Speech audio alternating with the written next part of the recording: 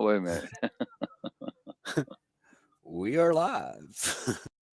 Hello, everyone. Kiler Davenport here, the lone wolf, the senior co-host, Chad Nicholson. The show is Strike Force News, coming out of Alternative Public Radio International. If you want to check our website out, it's all lowercase, alternativepublicradiointernational.com. We're streaming live from Restream on YouTube, Facebook, LinkedIn, Twitter, and soon to be many more. So you guys tune in, be sure and share the show, hit the like button if there are any, and use our embed code to stream live from some of your platforms and pages and groups, and encourage your friends to do the same. Really appreciate all of our fans and supporters out there, and just sit back and enjoy the show. Thank you all very much, and we'll turn it over to the live show now.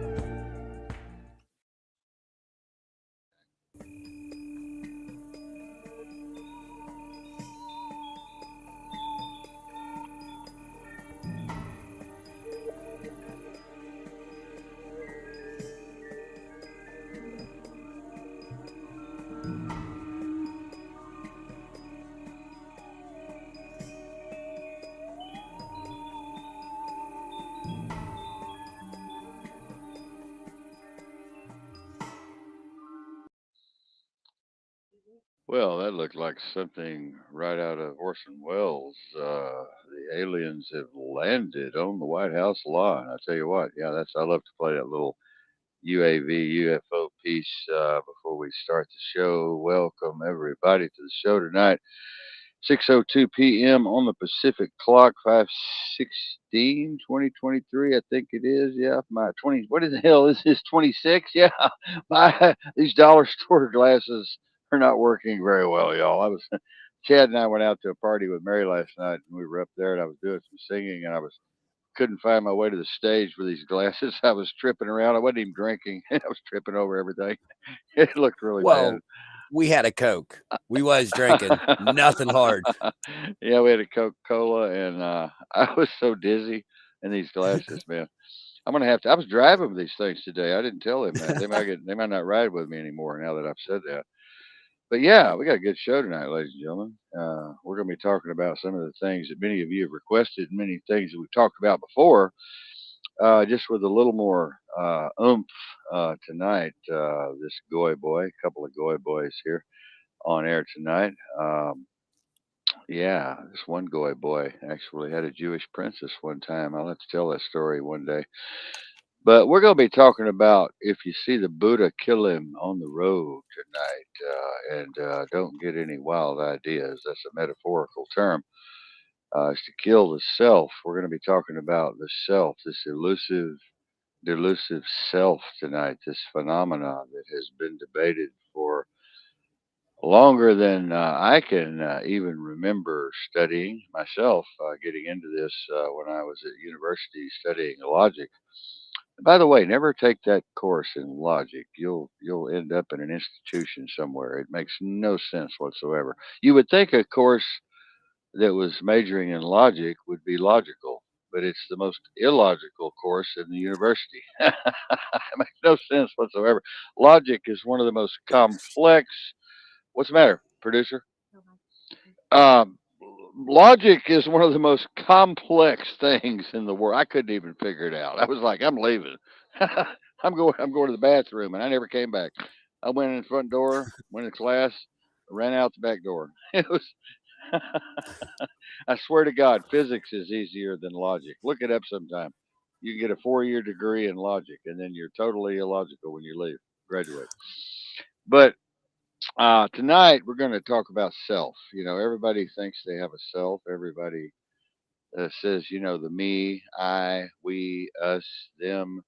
And Chad was talking earlier. We were talking about pronouns, and these folks are all we, me, thee, they, I, her, whatever. It's just crazy, kind of insane. And that's going to play into what we're talking about tonight somewhat. But before we get into it, really heavy, and this is going to be more of a graduate level show tonight. It's not definitely not a freshman level show. So y'all might want to get your notepads out, kids, and kind of take some notes there if you would. Um, But yeah, my co-host there's giving me a little Woody with that pretty hair of his. I tell you what, that boy down there, he's from Tennessee or something. I don't know. But he's getting all the girls tonight. Yeah, I wish I had something to wish I had something to show. Well, I do actually. Let me know. I'm not gonna do that. I'll, I'll flash. I tell you what. I'll flash tonight. How about that? Whoa, whoa, there we go. I gave you a little flash there. Hey.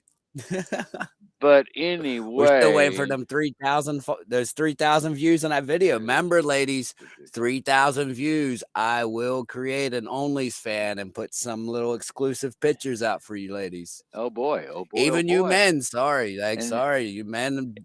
They he want to look. might. They can look.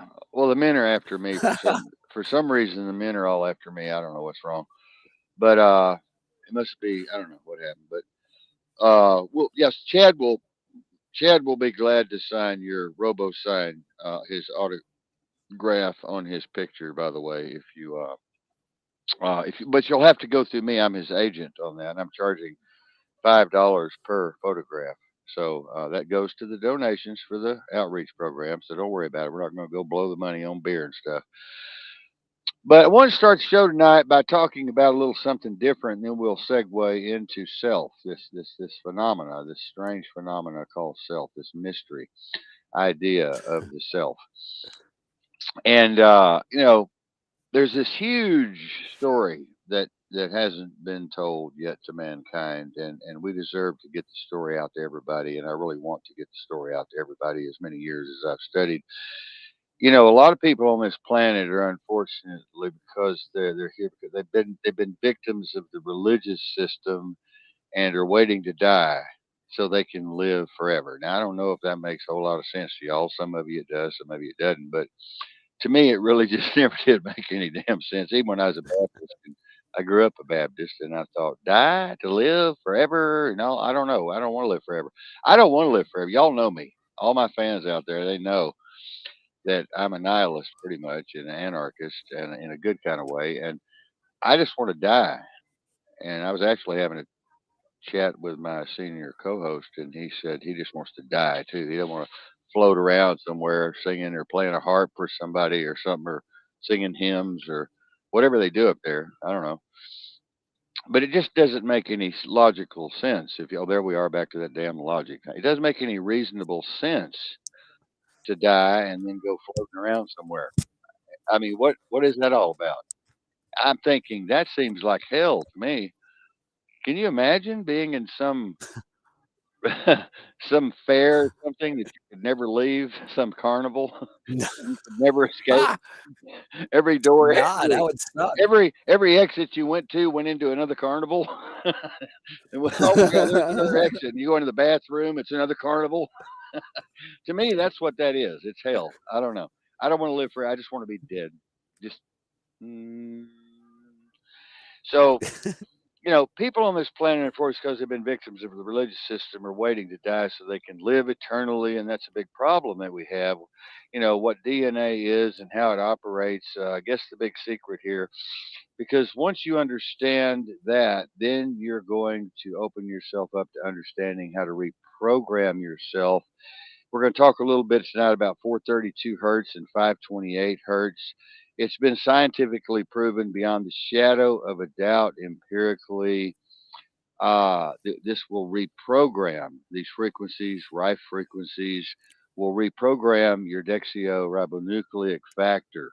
Okay, it's an elevation of consciousness. It brings you into an elevation of consciousness.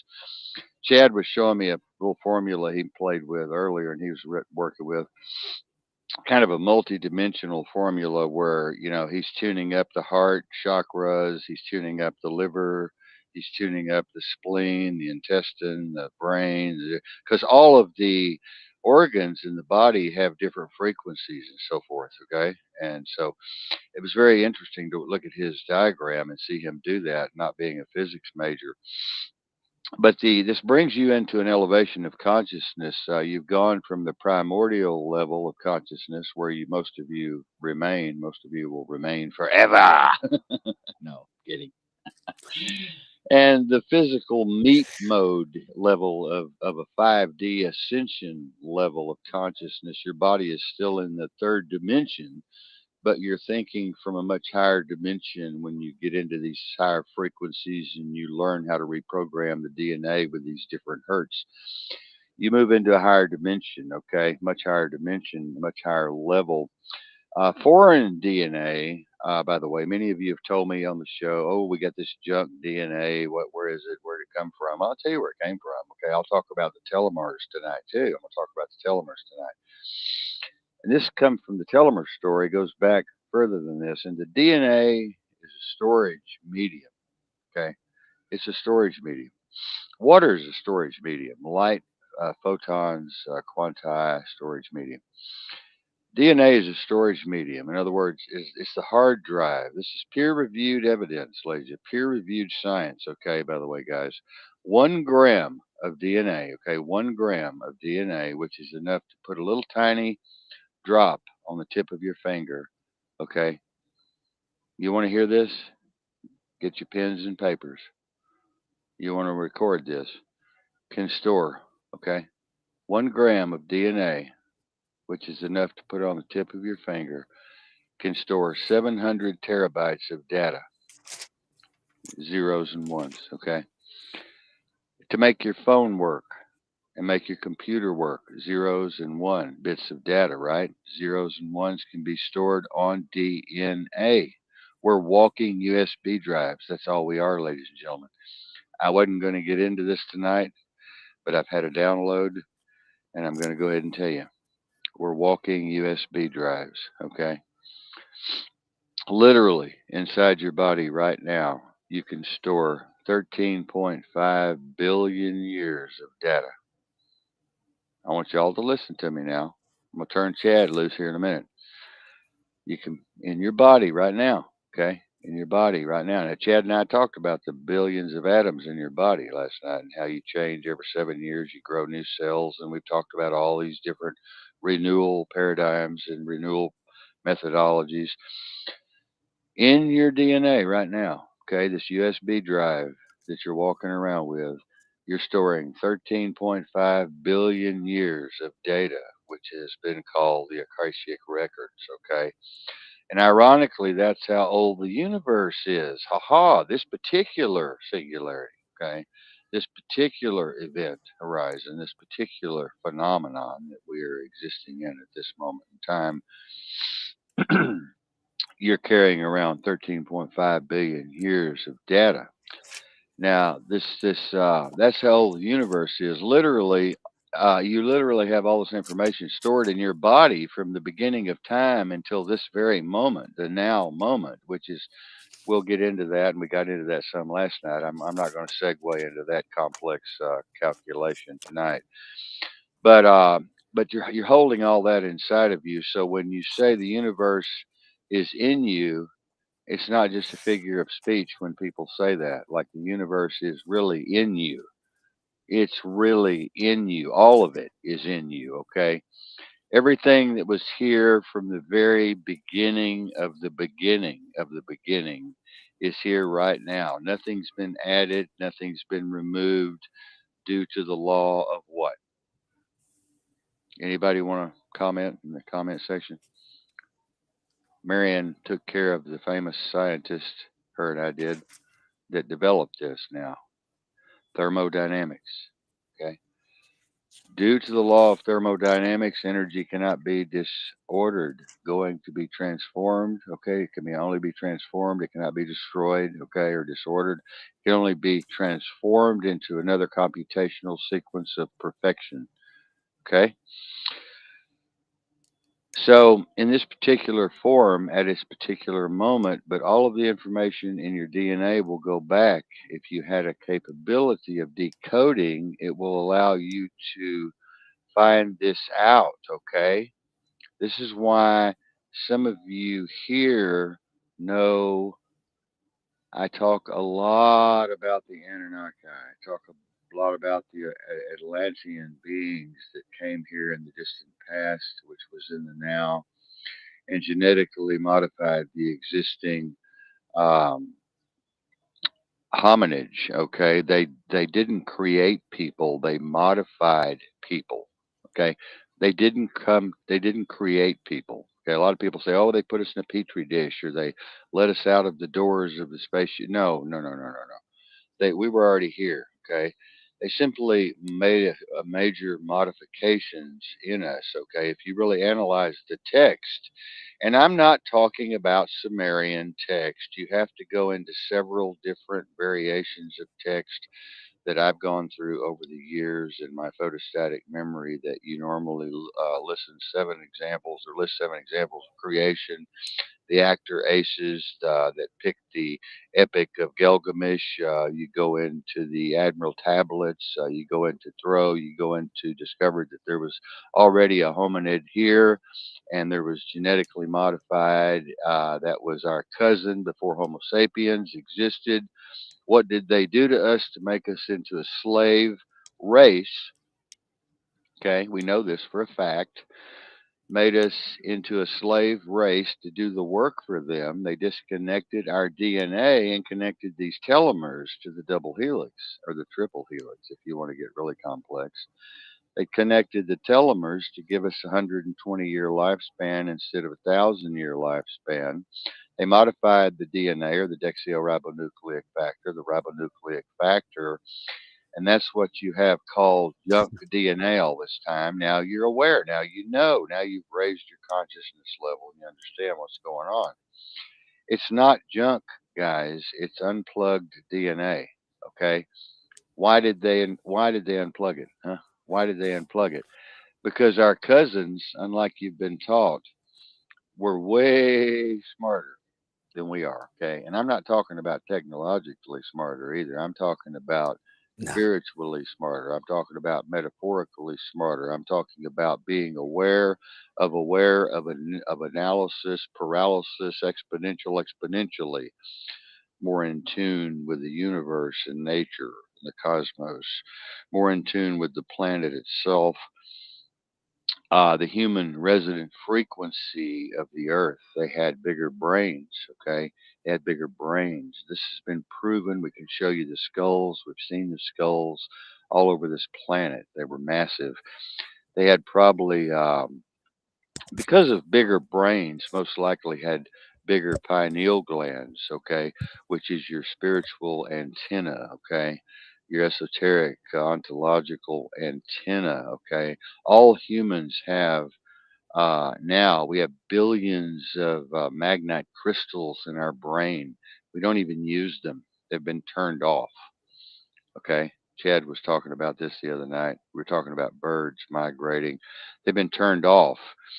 They probably had access to their magnite crystals, which is what turtles use to navigate the oceans, to come back to where they're going to lay their eggs. And birds, they flock to the south in the winter and so forth. And using these magnetic fields, well, we have the same capability, but right now we've been disconnected from using that.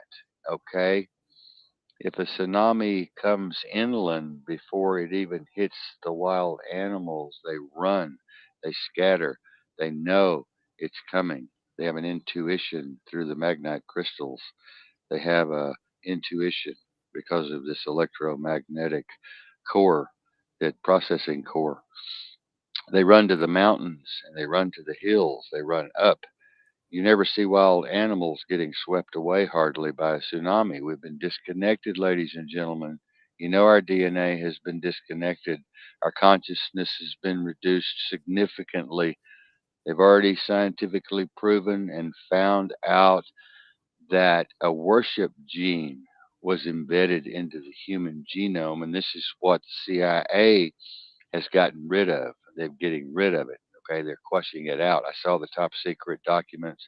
I heard the top secret talk that was given by the Central Intelligence Agency. Bill Gates was present at this meeting, along with some other high level intelligence agents. They killed this gene, this God gene. They killed it. Okay, this is why religion is decreasing in popularity. Okay, this is why God is decreasing in popularity. This is why people are questioning religion. which they should be, thank goodness. And they don't know why they did it. I don't know why they did it, but they can tell you that it was around 200,000 years ago. We can predict that perfectly. They did this around 200,000 years ago, okay?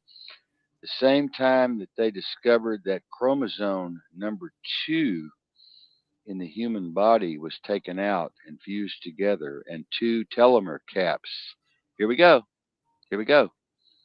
Two telomere caps were put on each end. Again, this is something done in the laboratory, admitted by mainstream, proved by mainstream science, but they can't figure out who did it.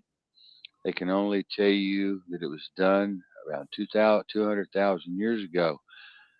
But what do the tablets say 200,000 years ago is when they first genetically modified the existing hominoid on this planet, and these tablets predate any Zechariah systems or translations. Zechariah Sitchin, I want to clear this up real quick before I even proceed, okay? Zechariah Sitchin never translated the Sumerian tablets, ladies and gentlemen. I know it's going to shock you. Some of you are going to fall. My graduate students are going to fall out of their chair. Never touched the Sumerian tablets. It's a hoax. It's one of the biggest hoaxes in scientific history.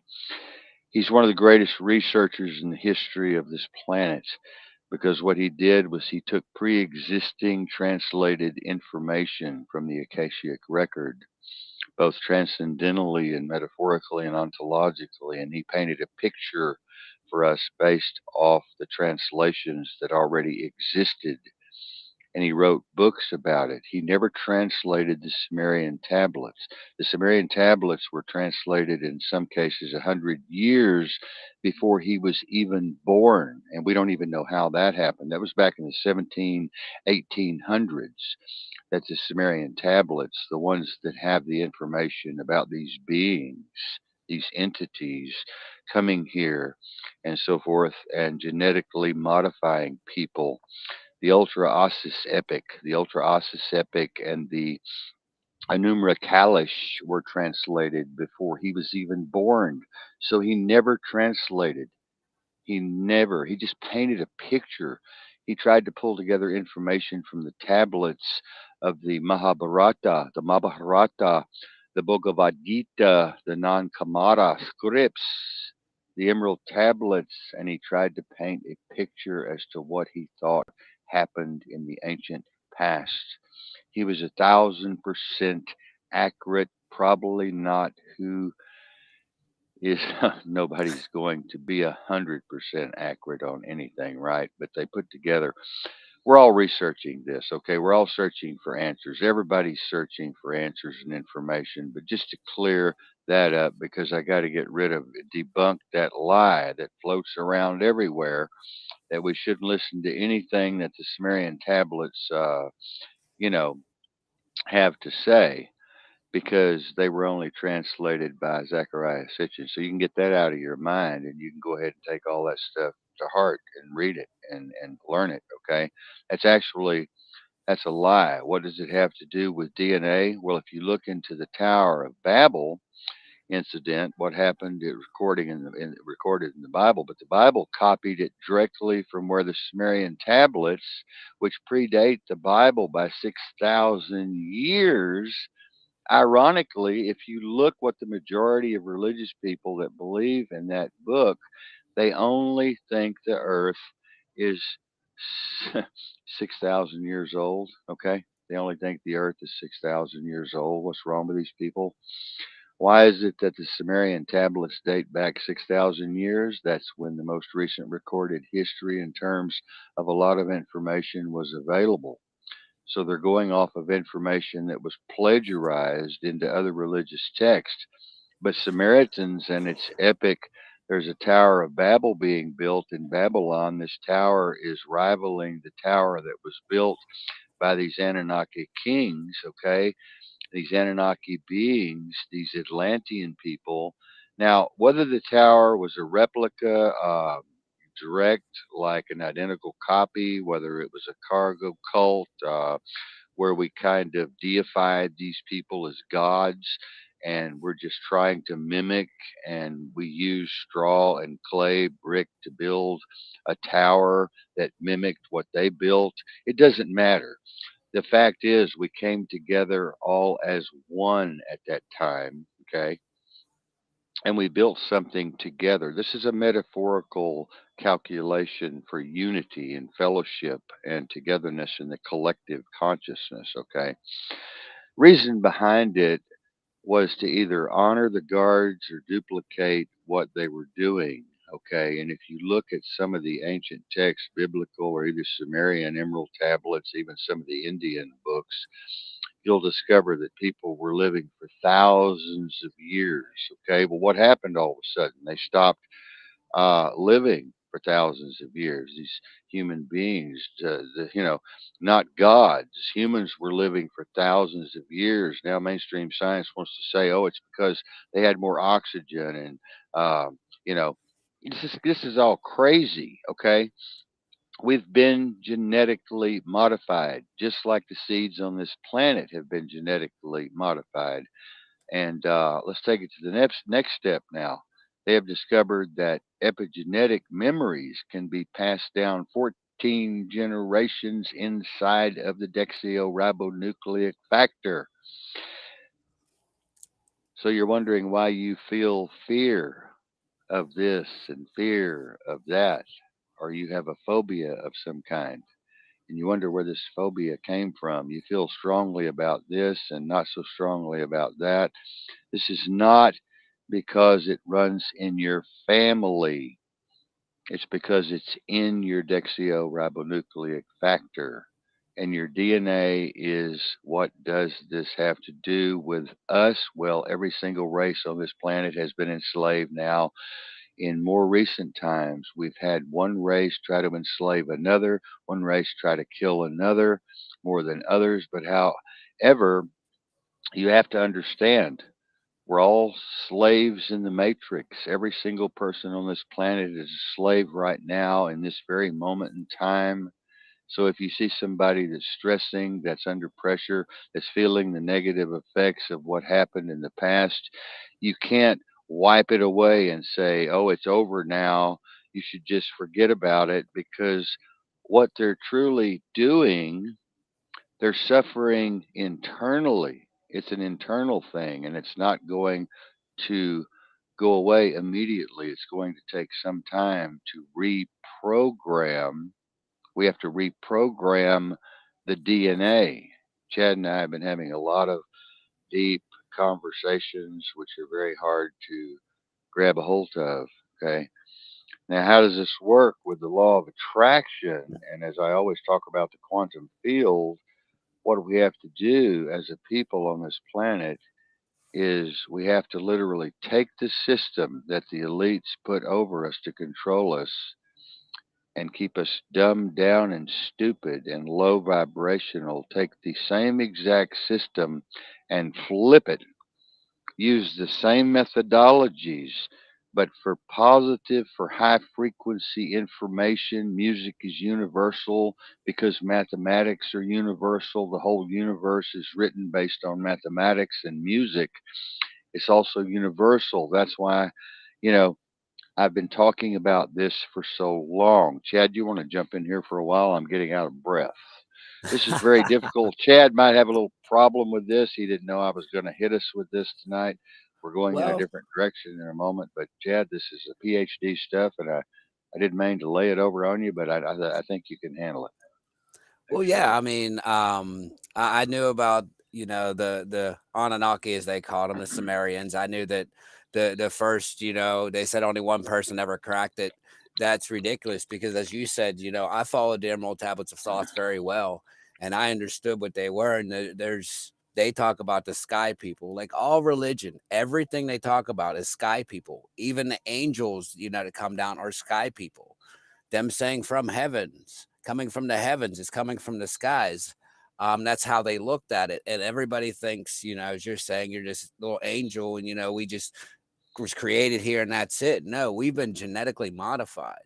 If you would follow the true Sumerian tablets, they did bring a small race of people here at first that they couldn't control, but we were already here. They were able to manipulate that smart race of human that was here to literally dumb us down. As he said, they shortened our life. There's proof of all of this. There's proof that they created a new language for us to speak. So we wasn't using, telekinesis or being telepathic. We were stuck with this verbal communication now. They they've done everything. They shrunk us, and they figured out shrinking us, they would be more submissive. Um, like you said, they added a fear gene into us because we never used to fear, just like animals. They took all of our basically intuition and covered it up. But as you said, and it's the truth, the Akashic records, we can still draw off the Akashic records. As he calls them, downloads. He's pulling information out of the ether or the Akashic records, and he's relaying it. We all have this. Every one of us that have this. Anything that's happened throughout history from now till then, we have the information and the source to. We just got to figure out how to pull it out. And that's the tough part because they've used so much against us to lower our frequency down. It's hard to get our frequency up and vibrating to even connect. It's like having a really bad monitor, and you're trying to get Wi-Fi and you're just close enough for it to connect, but yet it's not a strong enough connection to support your internet. And that's where we really are right now. And I don't know. I see all the religions talking about genetically modifying humans too, and nobody wants to even look at that. They were all genetically modified humans. Um, I want to talk a little bit. Very good, Chad. Very good. Very good. Uh, very good recourse there. Analysis. I want to talk about music as we were getting into a while ago. I study and we have a page where we're really working hard trying to get a lot of encoded music at 432 hertz and 528 hertz because the music on your radio and all of these other frequencies that are really out of sync are encoded at 440 hertz. Okay, very scientifically proven, extremely dangerous and detrimental to your DNA. Why do they do 440 hertz, knowing that it's going to be detrimental and dangerous to your DNA? Because they want to keep you in a weakened state. Because when people come together, people that understand who they are, people that understand how much power is inside of them, will not allow this to happen, okay?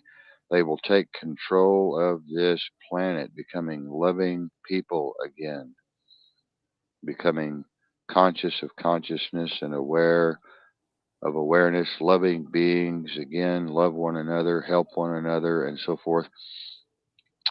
And they have to keep us in a state of weakness and of sickness and of depression and stress and drama and confusion. When your DNA is weak, you become what you become, sick. So all of the music that I suggest you listen to is at 432 hertz and 528 hertz. And guess what's going to happen? People are going to start copying us and following suit on this channel, and it's going to become like an epidemic in a positive way. So that we've got to start the process there, programming on TV. That's why I get involved in all of the positive shows that I do. That's why I'm changing a lot of my narrative. And we're thinking about documentaries. Chad and I are thinking about some other projects, even a movie made for Netflix that I'm writing, that I've already written, actually. I want to get the kids involved in this. Everybody needs to be woken up to all of this information that we're transmitting tonight. I have strong affirmations. You can look them up. We have a page over there, shamans and yogis. We'll be putting that out on all of our different programs. And you can open up forbidden knowledge and you can go in there and look at some of the things on forbidden knowledge and see where the scientific sources are for what I'm getting my information, besides what I've already studied for 25 years, full of affirmations. Affirmations are powerful, affirmations are wonderful. Okay, but the music compositions are unbelievable. The chants, the Mari Mara Boy, the chants are unbelievably powerful and healing and will put you into a higher state of vibration and a higher state of consciousness and a higher state of awareness. Okay. Um, It's going to reprogram you. It's scientifically proven also that saying positive affirmations will literally program your DNA. And guess what happens when you begin to do that? You begin to think positively. You begin to think more intelligently and more intuitively. You begin to act positively. Your visualizations become manifestations. Now you're reprogramming yourself, and now you have the offspring. It may not be just this instantaneous thing there that everybody's just reprogramming theirself and becoming awake. It takes time, it takes practice, okay? We're all in another dimension. We're all coming from different realities and different corners and different perspectives and different angular momentum calculative masses and volume and trajectories, okay?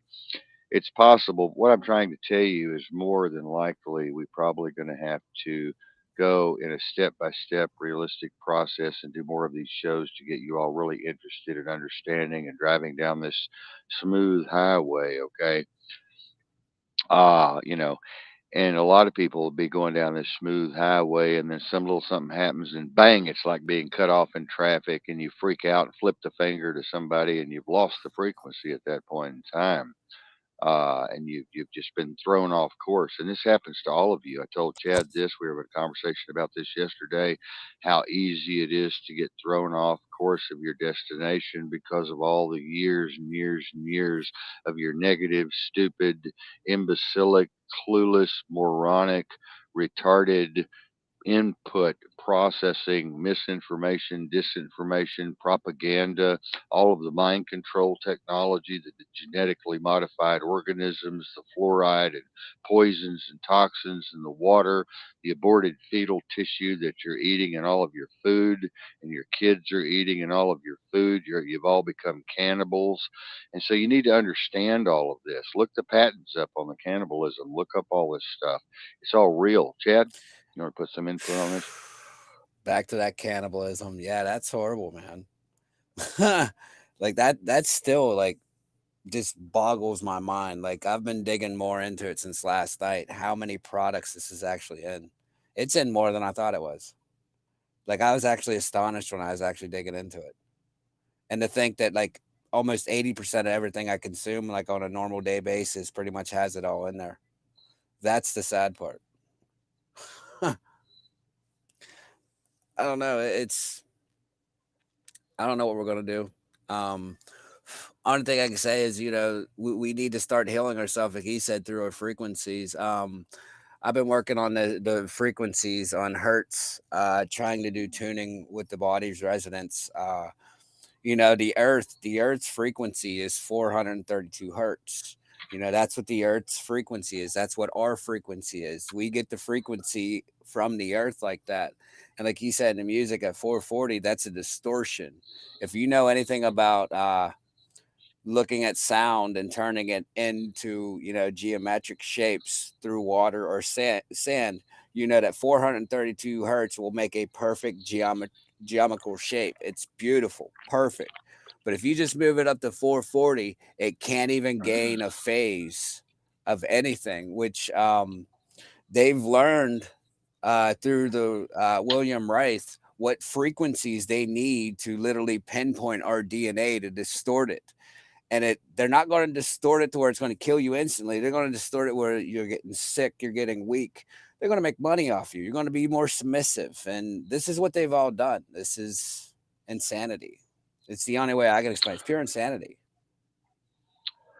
I want to say hi to Jimmy and his wife if they're listening. I want to say, hey guys, hey neighbors, we love you guys a lot out there, and I hope you're enjoying the show. All of you who are listening tonight from around the world, I hope you're enjoying the show. We're streaming on many pages and platforms and groups and other places. And we're moving to OBS in a while, and we'll be streaming on even more platforms.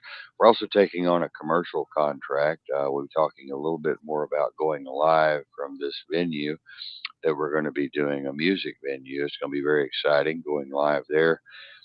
Marion and I are getting ready to reopen our public relations and marketing agency and help some of you with your search engine optimization, your keywords and tag words and backlinks and affiliate marketing methodologies, and teach you how to rise a little bit in that RSS feed. And, Google's always trying to tear you down. The crawlers and bots are always coming in, pushing you down, down, down, down, down.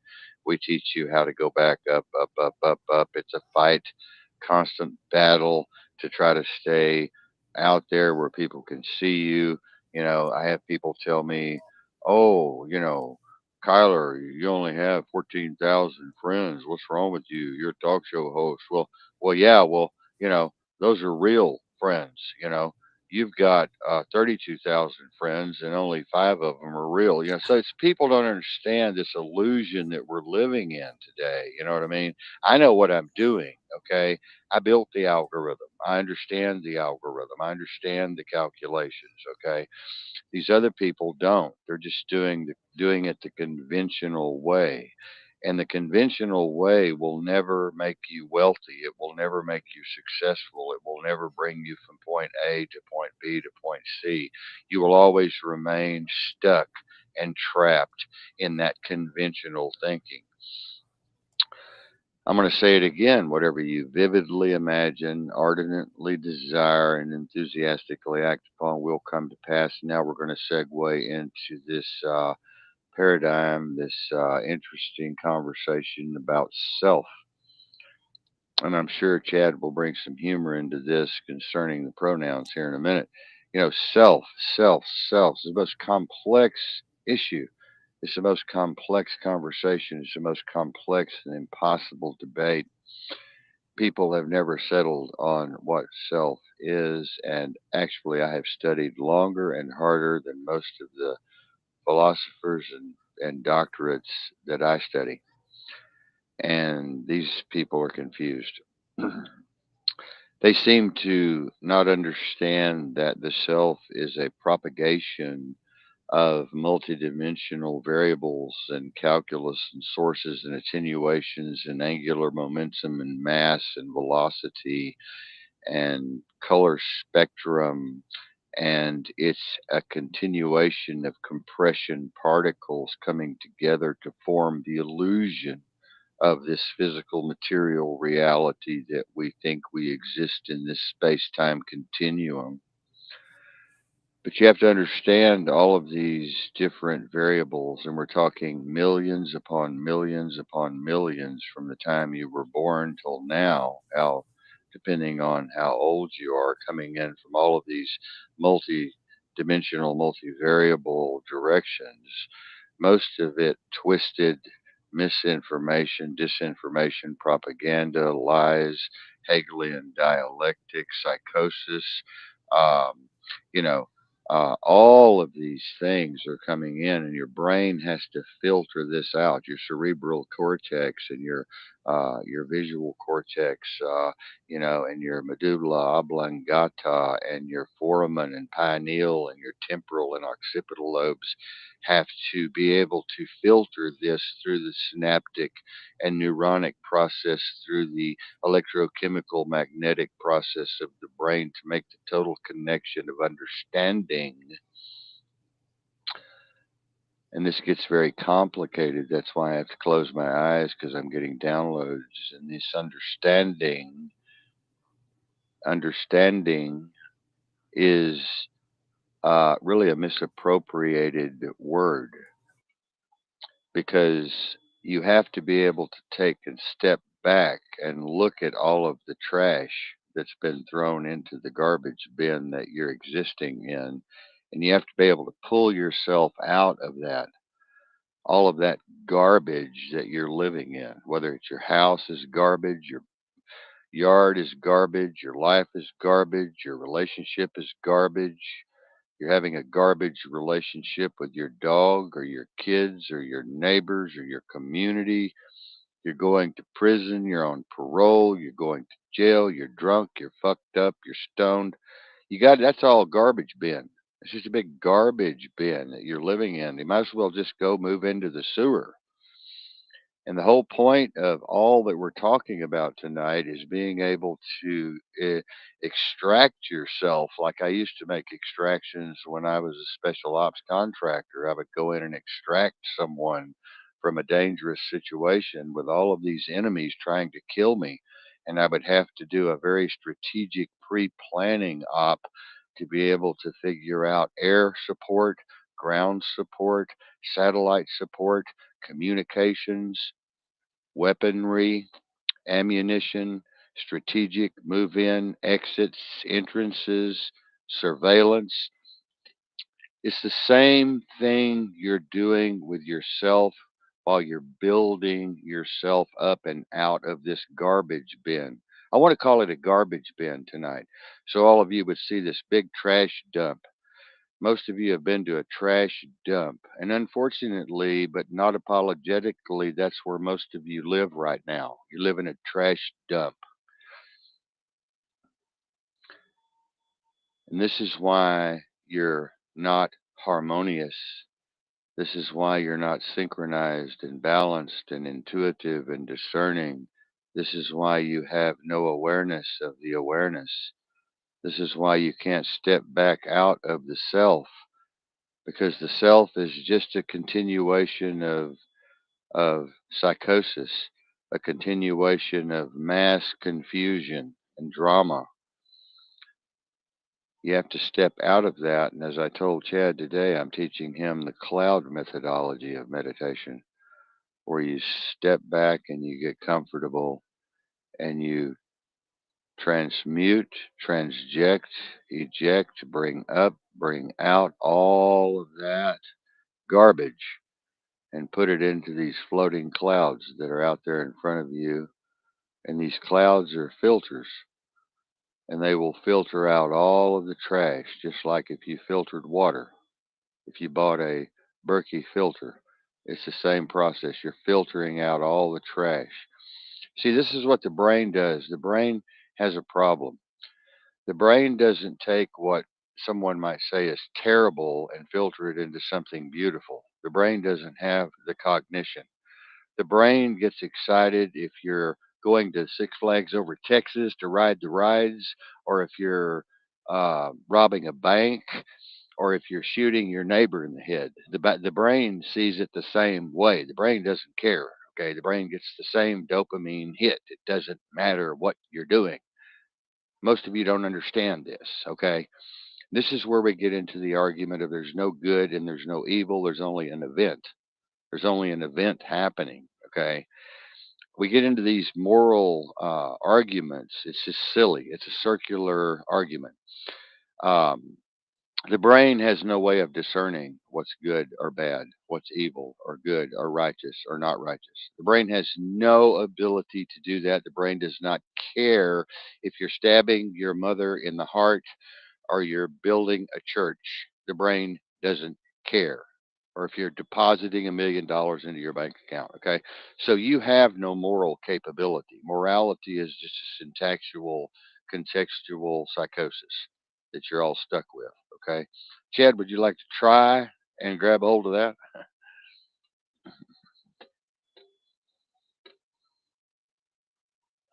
I can't hear you. All right, how about now? Yeah. Okay. Yeah, it's a tough one to get, man. This is where I'm at. Like this is my level where you got me at right now, contemplating all this. Yeah, like evil is you could have the like you was explaining to me, you could have somebody that's the nicest, caring, most generous person ever. All of a sudden, snap, go out of reality, as they call it, harm somebody, pop back into normal reality. Now, is that person the same person, or was like you said, it's an event? You know, morals is widely mis how can we put that? Is so based on an individual's perspective than anything, because what you think's okay here, like in the United States, oh, you don't eat horses, that's a bad thing. Like I said, overseas, it's normal everyday thing. It's they say it's morally wrong to eat animals here, like the horse here, but over there they say it's okay. Morals is it's a weird belief system. Morality is a conjectural, subjective delusion. Yeah, just like people say it's wrong to murder, but if you kill somebody because you was defending something, the murder's okay. This is what I'm saying. Like it's everybody's different perspective. It's so twisted, so wrong, double backed, Well, controversial. Alice Crowley, Aleister Crowley summed it all up in 4 words: Wh- "Doest thou wilt, doest thou wilt." Now, I want you to give me some feedback on that. That's very complex. That's very Yeah, I complex. do remember Aleister Crowley saying that, and everybody calls him out to be a Satanist, but it ain't even true. Um, No, it ain't. but what he's saying there is, it's going to happen. It's going to happen. This is how I interpret it. Um, just like me, I try to do what I think should be right, or what I think I want to do. And then that's what it is. Like, if you want to go and get a whole bunch of cocaine and get some hookers, go do it. You know what I mean? That's you. You want to go and get like 10 pounds of crack and smoke your brain like completely gone. Go do it. To each their own. And nobody even knows what that saying right there means. To each their own is pretty much the same as do as thy will. It's telling you not to hold yourself back, what I see it as. That's the only way I can interpret that saying. But I know it's deep, way deeper than that. I know damn well it is. Yeah, it is. Yeah, it is. It is. It is. Doest thou wilt doesn't mean go out and do whatever you want. Doest thou wilt is a metaphorical philosophy of the universe does not operate on a plane of good or evil. It doesn't operate on a perception of, oh, look at that, oh my God, or look at that, wow, that's so sweet. The universe, the brain, everything's connected, right? Every atom is connected to every other atom in the universe. You cannot escape being connected to your pantyhose or your TV set or the person next door or the little kid running down the street or the swing set in the churchyard. It's all the same thing. It's all the same thing. It's just manifesting in a different way of perception through color, attenuation, spectral changes, rhythmic changes, voice attenuation, and rhythm and volume and mass and trajectory and angular momentum and weight.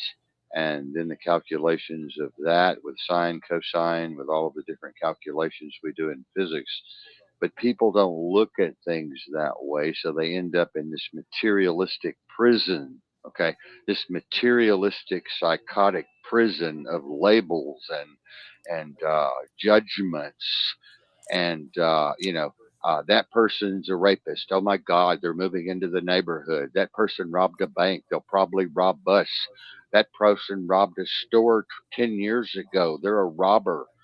That person, that. This is just insanity. This is insanity. You'll never find a sage like myself, or a yogi like myself, or a master Zen teacher like myself even thinking in those terms ever, ever, ever. Never. Doesn't exist. It's not in my repertoire. When you move into that area, you're moving back into the trash dump. You're not allowed to see the higher consciousness. You're not allowed to move into the higher consciousness. You're not allowed to move into that fantastic, phenomenal, inexplicable, mysterious, ultra powerful place of nirvana when you're down in that dump of psychosis and labels, labeling and judgment and drama and depression and stress and confusion and fear. Are you seeing this? Are you seeing the two universes? Are you seeing the partition, the divide between the basement and the penthouse that I'm always speaking of now? Yeah, yeah, it makes perfect sense. It still just mind, you know what I mean, like mind boggling. I mean, I'm getting it. It's just to eat, yeah, like do as you want. Like, and once we label something, then we gotta, No, it's no, no, no, no, no. It's do it Shakespearean. Be a little Shakespearean here. Do as thou wilt. do as Do thou as thou wilt. willst. Okay, do as thou willst. Like we see it today, and people are getting judged for it. Prime example, like all these labels, like they, them, there, thou, the whole thing. See, this is what I think it's talking about from how I see it.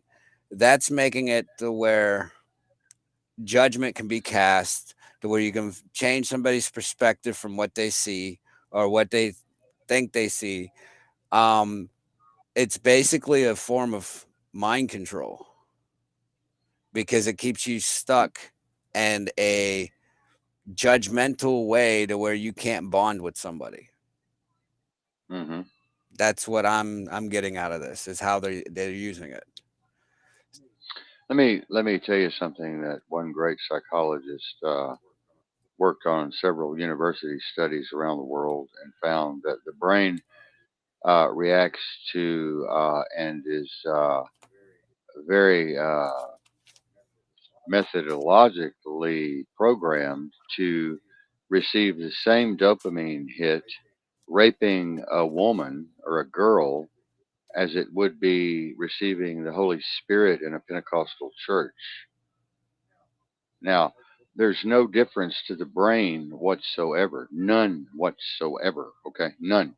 Now, we speak of self. Now we can get into back to that self. What is self? Okay? So self is a mixture of all of these delusional judgments, all of these delusional labels, all of this fear and paranoia that we have, which creates what? It creates major divisiveness and division, and it creates friction among everyone. See, and then they're not pulling from the quantum field. They're fighting, arguing, killing each other, arguing over the silliest fucking things. They're not trying to help the rapist. They're not trying to help the person who's stuck in this religious fiction. They're not trying to bring all of these variables together in a higher dimensional plane. They're just down here doing the same thing that the rapist did and the same thing the guy at the church did. They just don't realize it. They're just as bad, one finger pointing out at you's got three fingers pointing back at you. You're just as guilty looking in the mirror. This is why Charlie Manson looked out at the jury when he was being convicted and sentenced and said, "It's you that created me. All of you made me. Look in the mirror and you will see me."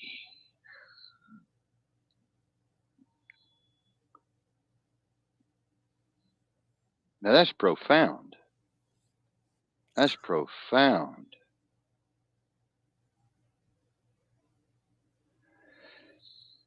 You have to think about that, and then you have to think of the Zen master, the student coming in from pounding the rice. The student got to come in out of the pouring down rain, and he asked the master, "Master, what is the way? Master, please tell me what is the way." And the Zen master looked down at the little wet, dripping boy and said, "My son, the way is in the piss and the dung. Now, I gave you that cone the other night, and you still haven't figured it out, have you?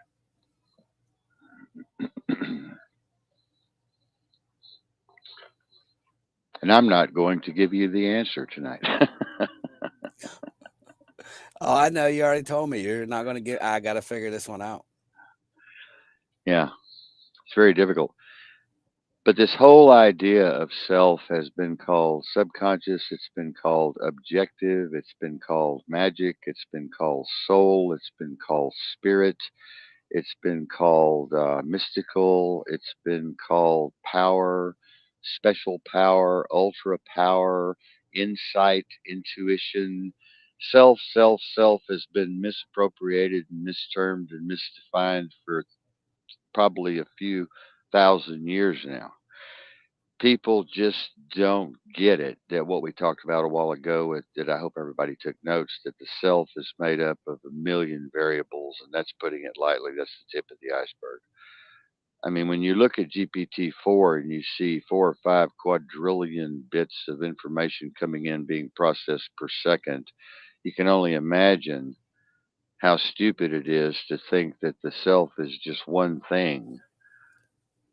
People say, "Oh, look at me, look at me, look at me." They should be saying, "Look at all of this stuff that this. Look at all of this compressive energy that's coming in and creating this illusion of my physical material reality that doesn't exist because I'm 99.999% empty space.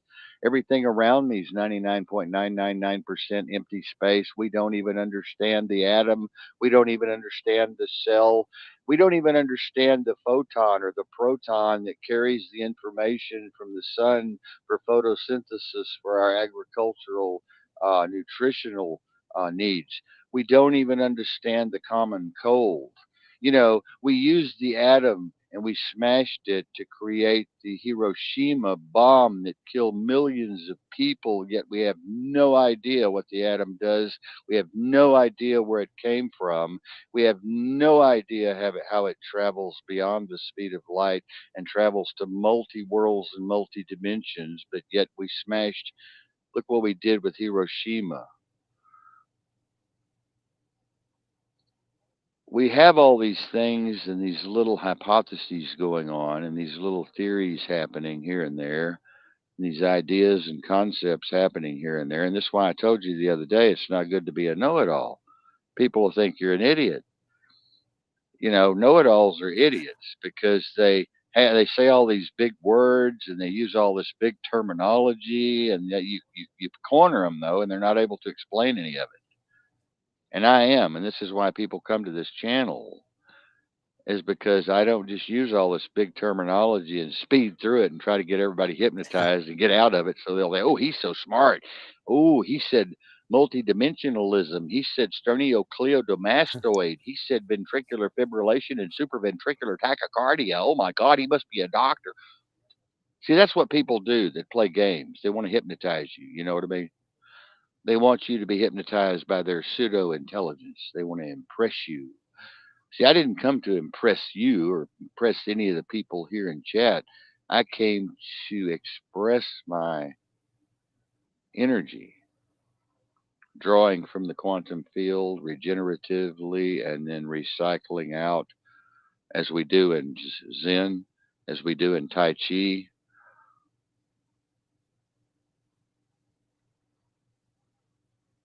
taking all that energy and recycling it and trying to meld with it perfectly and synchronistically, you see. But that doesn't mean morality. That has nothing to do with principles or ethics. This is where you were even going to go wrong there, Chad. I read your mind. You were starting to think that way. It has nothing to do with morality. Coming into full consciousness and synchronicity and balance and intuitiveness and discernment has nothing to do with religion or morality. It has to do with depth comprehension of comprehension and a depth of understanding and awareness of awareness and consciousness of consciousness to the exponentially, you see? People don't impress. I like to what I want to listen to. Yeah, Marina's back with us. Thank you, Marina, for being here. We appreciate all of you that are here tonight on the other channels too. We love you very much. We thank the world of you guys and girls for being on our other platforms out there. Chad, we might want to remind them that we're over there on YouTube and Facebook, LinkedIn, Twitter, and so many other places that they throw me over the years. I don't even know. Marion's found me in places that I couldn't even imagine how we got there. So Chad and I are, we may be in Guam, we may be in South Vietnam, South Korea. I don't know. I don't know where we are, but Instagram, I know we're out there. minds.com, MeWe, Grab, Twitter, Tumblr, Spreaker, Facebook, YouTube, Blogger, Direct Me, Reverb Nation, LinkedIn, Twitter, D Line, Rumble, Flickr. We are everywhere, people. Yeah, it's Everywhere. amazing. Yeah, it's amazing. And when we move to OBS, it's going to even get bigger and better and more wonderful. And the more people we can reach, the more fun we can have. Folks, this is fun for us. This is exciting. This is good therapy for me. I'm really sick again. I wasn't going to bring this up on air, but, I'm bleeding again. And I know most of my older folks out there, fuck you, Gen Xers, by the way. But no, I'm kidding. I didn't mean that. I really did. I really did. But I'm bleeding again pretty bad, and I'm not going to the doctor. And I'm just hard headed. I don't want to go back through the surgeries. I don't want to go back through the pain and suffering and all the militarized medical system. Our whole medical establishment now has been taken over and it's been militarized. The whole damn thing has been militarized. You can't trust your doctor. You can't trust nurses. You can't trust. When I go near a hospital or I go in a hospital, I feel like I'm in a horror movie. I feel like I've stepped into a science fiction movie. I just feel like I'm scared to death. And Chad knows I'm a bull. I'm a pit bull. He knows I've got a background in martial arts. I'm a killer, man. I'm a killer. I'm a born killer. I'm scared to death. I cry. Chad takes me near in a hospital. I'm crying. I'm holding his hand. I'm like, Chad, Chad, Chad, Chad. I'm scared to death these places because they'll lock your ass up. You know, And they'll lock your ass And up. like you're saying around here, you have to watch what you say because not only will they lock you up, they'll take you in and you'll never come back out. Like it's not what people think. You go into, oh, I'm sick, I need help. I think put you away for that. But if you say one wrong thing during the intake you will not getting out of this place. Like that's how they are, That's people. right. One wrong That's right. word, you're in jail. You're in medical jail. And they can keep you 6 months up here, 6 months, and not let you have any contact with your family or your children. And it really pisses me off that this new medical law that Biden put on the desk there and put his pen to, turning this whole globe over to the World Health Organization. Now, ladies and gentlemen, I don't know if you understand the ramifications and consequences of this, but it's insane. It is totally insane. I would have never predicted it 10 years ago, and I'm telling you, man, my prophecies have all come true. My predictions, I'm 100% right on, but I would have not got that one. They turned the whole damn thing over to the World Health Organization. And Chad and I both are like, what the hell? Ding dong. Gonna have to think about that one. I mean, we would have figured the World Economic Forum, yeah, they're powerful. And, the Trilateral Commission, oh, yeah, that might be possible. Oh, the Council on Foreign Relations, that might be possible. The World Health Yeah. Organization? You're like, what? Yeah. That was a definite It, curveball. it must have something to do with they're going to hit us with these deadly pathogens, and then the health police are going to be able to come out and put everybody on these buses and put them in camps. I mean, this is what came to me just now. It's going to be a medical thing. It's going to be, oh, you're dangerous, you're contagious. All the world come the health organization, police are coming in. That's what it is. That's what it is. What was It's that going to movie? be It's a gonna be like the movie national Outbreak. emergency. Yeah, yeah, yeah, That's yeah. and we know Um, medical lockdown's coming. I mean, you can see it. You know they're planning for it. Ever since they gave it to World WHO organization, you see they're planning for it. They're spending for it. They're building for it. Like Marita just, I didn't mean to interrupt you, Chad, but Marina just made a comment about, her going to the hospital. She'd have to be dying. And that's the way I feel. And I told Marion and Chad both, they know that if I have to go to the hospital, they're going to have to really coax me. Chad might have to even give me a left hook and knock me out to get me up there. Because last time I went, I got locked up for saying I'm a talk show host and I'm a geopolitical analyst and I'm a senior producer for talk radio. And they said, "Well, you're an investigator. I see here, also former special ops investigator. You've done a lot of operative work. Do you have anybody that you don't like?" And I said, "Well, I would like to harm. Do you have anybody you'd like to harm?" And I said, "Well, yeah, I'd like to see Bill Gates and Dr. Fauci get, what they got coming to them." And boy, I tell you what, 15, 20 minutes, I had four cops looking at me fully gunned and badged. I had two nurses standing in front of me with boluses of something to put me in a semi coma. I had a bed waiting for me in the lockup room, and I had Marion being ordered off the property. No trespassing, ma'am. You're going to have to leave now and turn that camera off now, or you will be arrested. And I'm talking, it went just haywire. I would love to see Chad in a situation like this. Chad, you're frozen. You're completely frozen. I don't know what happened. I really don't know what happened. You're completely frozen. This is really weird. See, they're not wanting us to talk about this at all. They're not wanting us to talk about this, Marina, at all tonight. Chad's frozen. I may I may he's going to call back in, I think. That's what he's going to do. But anyway, that's why they locked me up. Marion, help him. Producer, please. We need a producer in here. But Marina, that's why they locked me up. Marina, is I just simply said I would like to see Dr. Fauci and Bill Gates and some of those others who have been committing all of these crimes against humanity punished and stuff. And so there I go. I'm locked up now for a week in some steel. There's Chad in the studio. I'm locked up in this steel room. They take me over the weekend, keep me in the emergency room, in this little room all alone, feeding me cold food. I got a sheet over me. I'm scared to death. I'm terrified.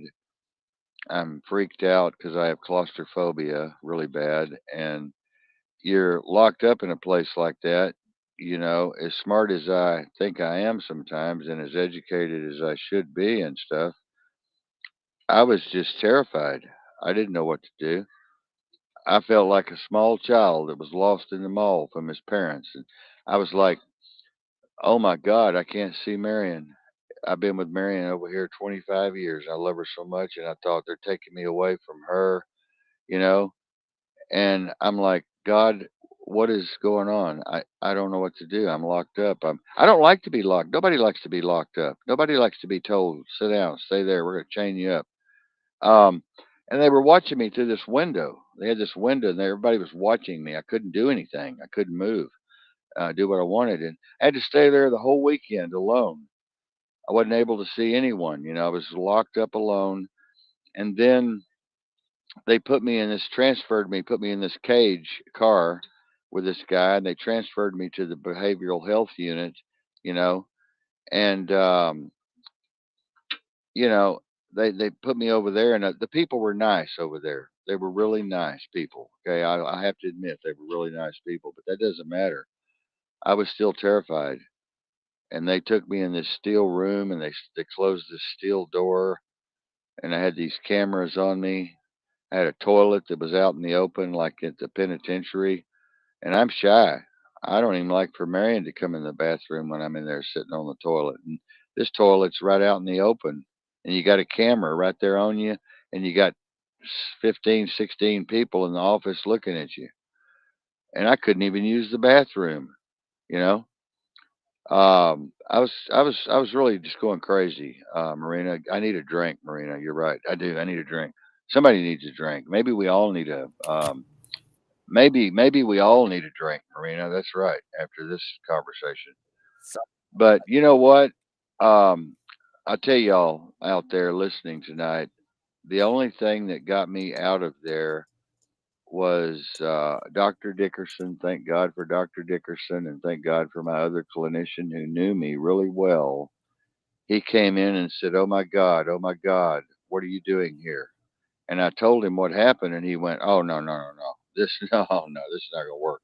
We're getting you out of here right now."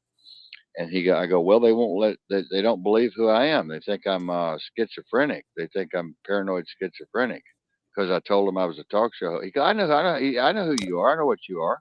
I know, I have all your dossiers, buddy. I'm your clinician. I have all your top secret documents, except for the ones that you have to kill me. Yeah, if I had them, I don't have those. But he goes, "I'm getting you out of here." And he made them read the dossiers that Marianne brought. She had to bring all of my dossiers, all of my reports, all of my background, what I've done, who I am. I've been in newspapers all over the world, blah, blah, blah. She had to bring all this stuff. They wouldn't open. He had to make them open the damn envelope. It was a big manila envelope. They had hit it. The doctor, the doctor, psychiatrist, Dr. Dickerson, he had to make them open the damn thing and read it. And they read it, and they looked at all of this stuff, and they read through it, and all the people were going, I could see them in the office, and they, "Oh my God, oh my Oh my God, God. oh, he is," and then everybody's all getting nervous and everything, and then all of a sudden some nurse comes out and she goes, "Oh, we're getting your discharge papers ready right now. I just wanted to tell you." And everything is, "Are you okay? Do you need anything? Do you need an extra meal before you go?" And I'm like, "Oh, well, fuck you."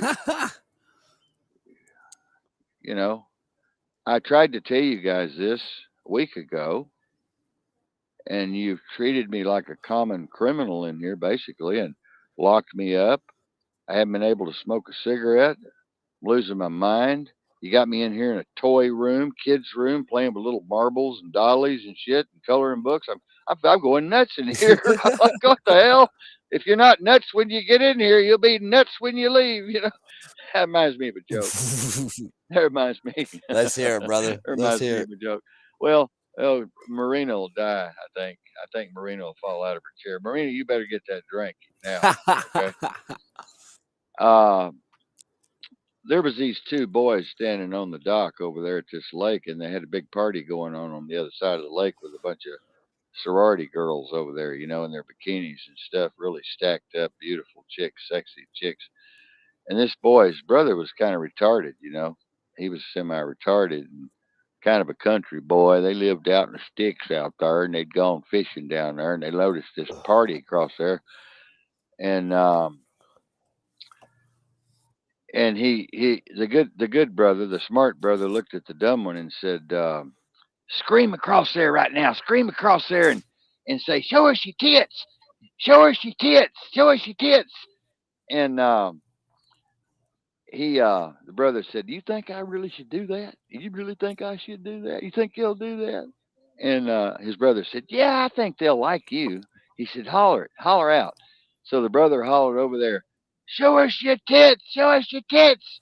And about 3 or 4 girls, boy, plopped him out and was shaking him back and forth.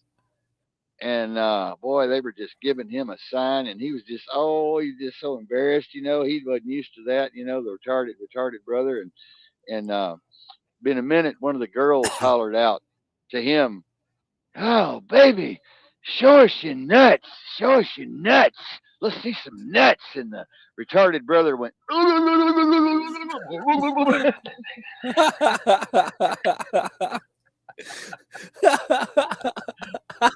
nuts. I'm nuts. I am nuts." Ooh, that's good. That's a good one.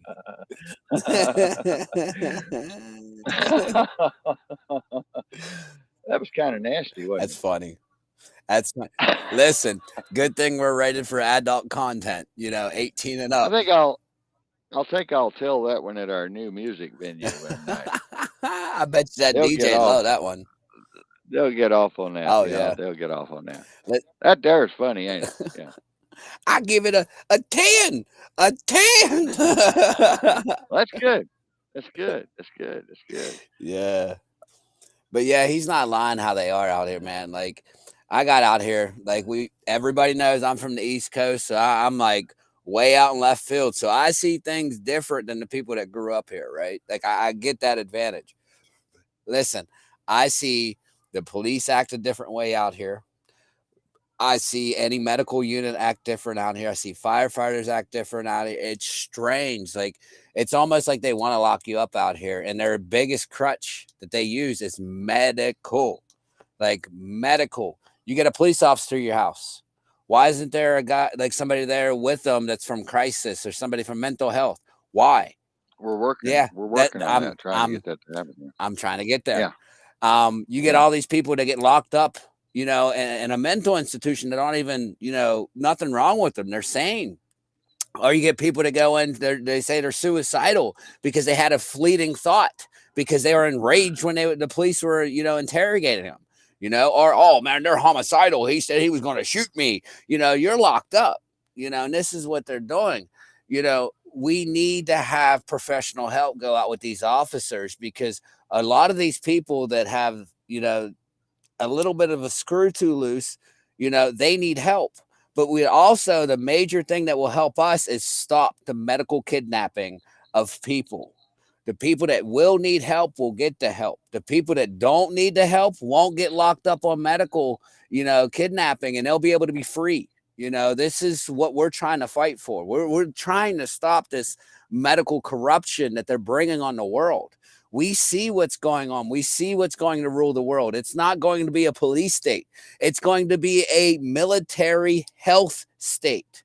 Not no, what was that? 1984, George Orwell. Yes, it's going to be that, but it's not going to be the police doing it. It's going to be your medical field doing all this to you.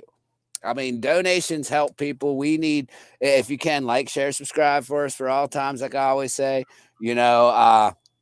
Money sign, all lowercase, Mary Pound 77.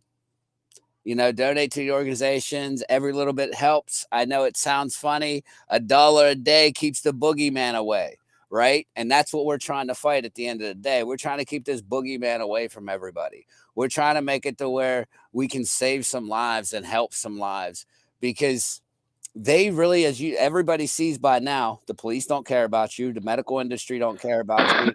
Why? Because they're governed. They're governed. They're the government's hand. We need the outside source like we are to stop it. You guys need the power of the citizens can be through us. That's the most amazing part about the whole thing. The power of us is from the citizens. We can be your voice. We can be the ones out there protecting. We can be them. I understand people aren't able to do it. I understand people aren't physically able or mentally strong enough to do it, but we are. We're willing to use our bodies, our minds, our energy, our time to invest in this so it gets done. We just need, a financial investment as well. We're putting in all the Chad, work. Chad made a foompa, and Oh, I'm going to correct him tonight. yes, A sir. citizen is a slave and a contractee of the state and the government and the cabal.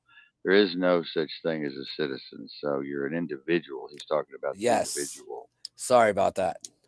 the sovereign individual, blood, bone, and breath As they individual, call them, the sovereignty. standing standing on the land without interference from contracts and consents, and without being ruled by emotions and feelings and policy enforcers.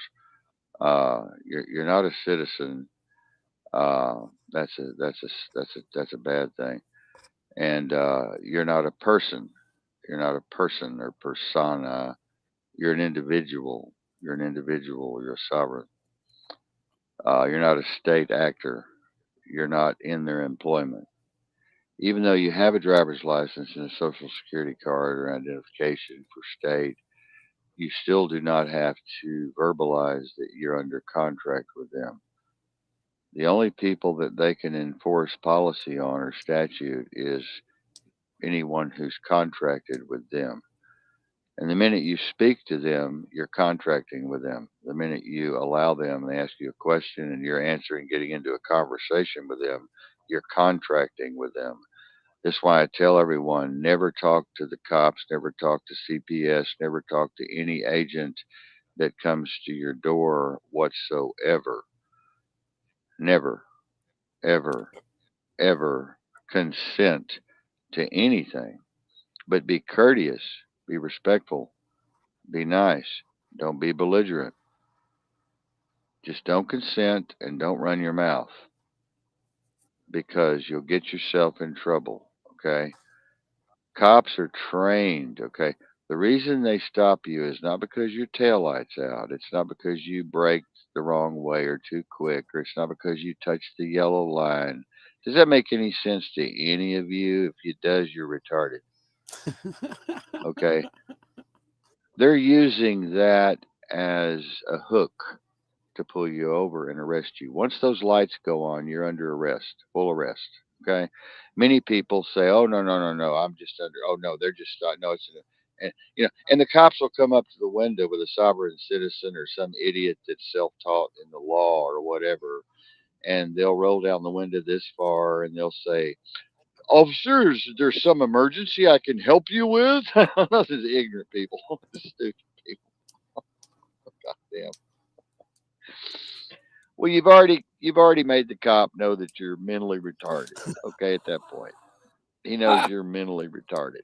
Okay, is there some emergency that I can assist you with? Sir, it's a Anyway, traffic what stop, kind not of an emergency. Those lights shouldn't be any? on.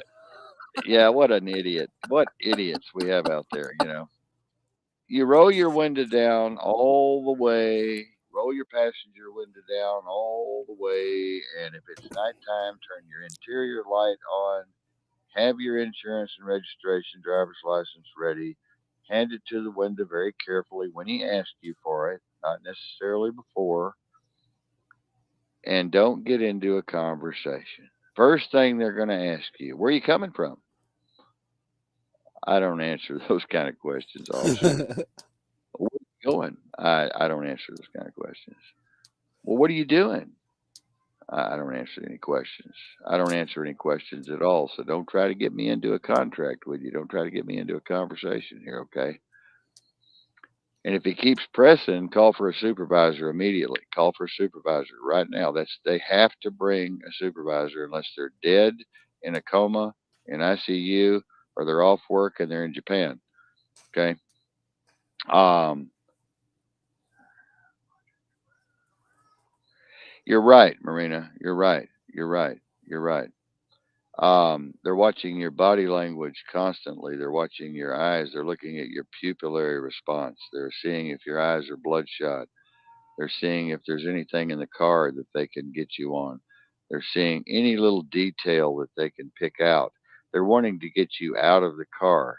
Now, you do not have to exit your car in practically every state unless they see a gun or a hand grenade or a bomb or a knife or something that's going to threaten them or something that's going to make them very, very suspicious. You do not have to exit the vehicle. Let them know this right away if they try that with you, okay?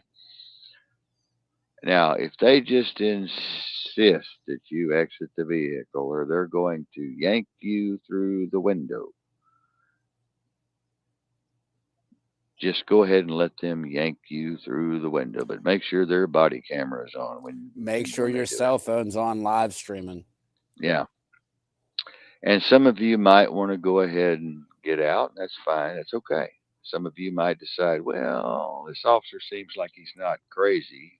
You know, he's not a pit bull. I'm going to go ahead and get out.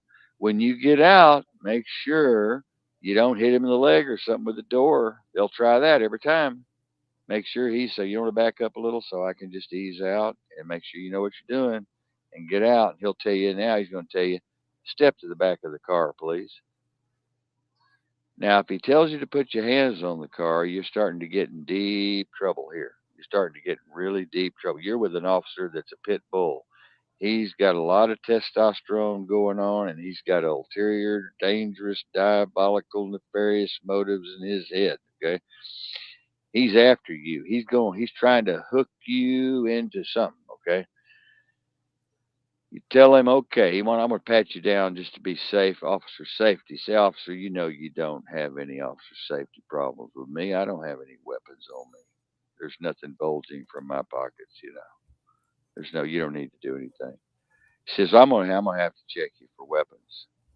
So you can let him pat you down. That just simply means a simple pat down.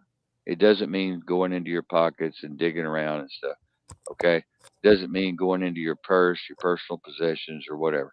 Don't let him open your trunk. Don't give him permission to search. No searches, no seizure, none of that kind of stuff. Okay? So anyway, that's I might have went too far with all that, and I'm sorry, but we might have saved a few people's lives by talking about this. And if you have live YouTube, if you don't have 100 subscribers on YouTube yet, and you're not able to go live, I would hurry up and get 100 subscribers on YouTube. Because let me tell you what cops don't like. They don't like to be on YouTube, and they will back off. Okay, they will back off.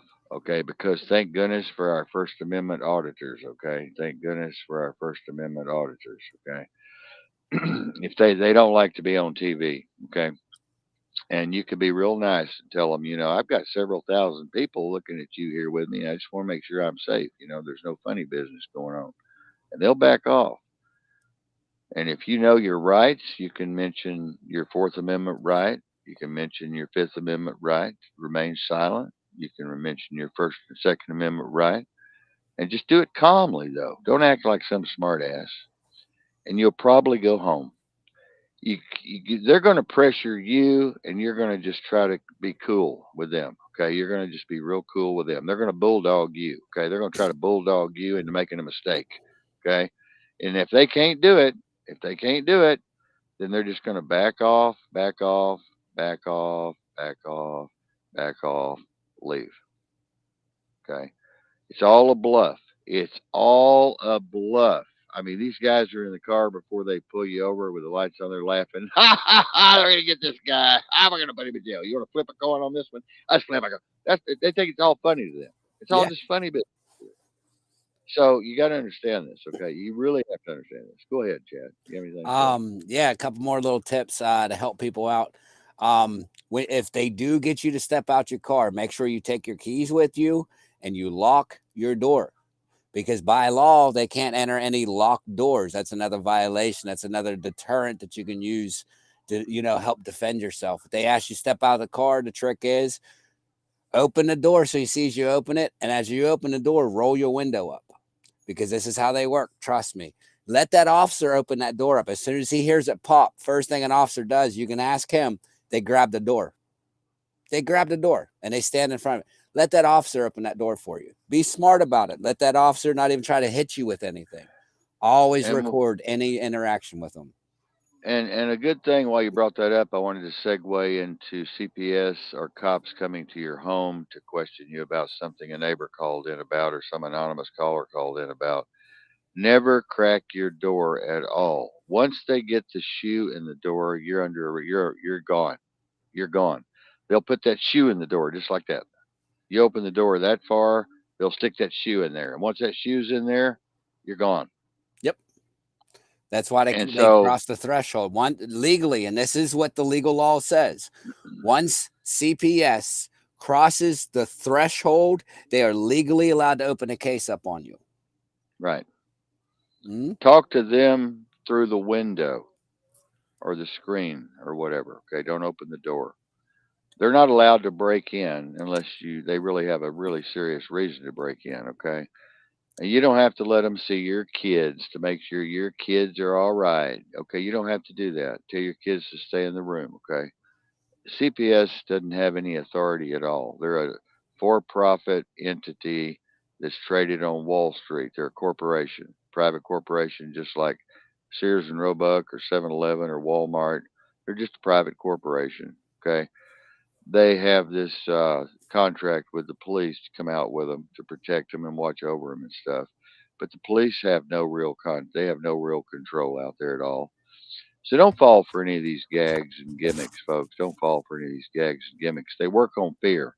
They work on fear, fear, fear, fear, fear. Okay, and you don't even need to open the door, like Marina said. If they bang on the door, just don't even open it. Just forget it. Let them kick it in. I mean, if you don't have drugs and you're not cooking meth and you're not running prostitutes or you don't have bodies hidden in the closet somewhere that you've killed or something, just let them bang and bang and bang and bang and bang. Just ignore it, and they'll go away. And if they And don't, they you might, get this, people. This is what we're teaching you. It's an easy way to, defend yourself. And if they violate you, you got them. You got them financially. yeah, yeah, that's for sure. That is for sure. You know these cops. There's a lot of good cops I want to talk about. There's a lot of good cops out there. A lot of good Yes. sheriffs out there.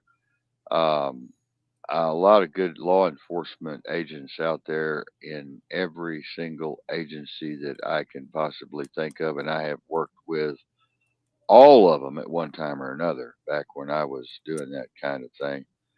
And I can tell you that there's good and there's bad, but you always want to assume that you're in deep shit when those lights go on or that door is being banged on. You want to go into a defensive mode, offensive mode all the same time. You want to go into a covert mode. You want to go into a, you know, fight or flight mode's going to happen. You know, you're going to get stressed out, you know.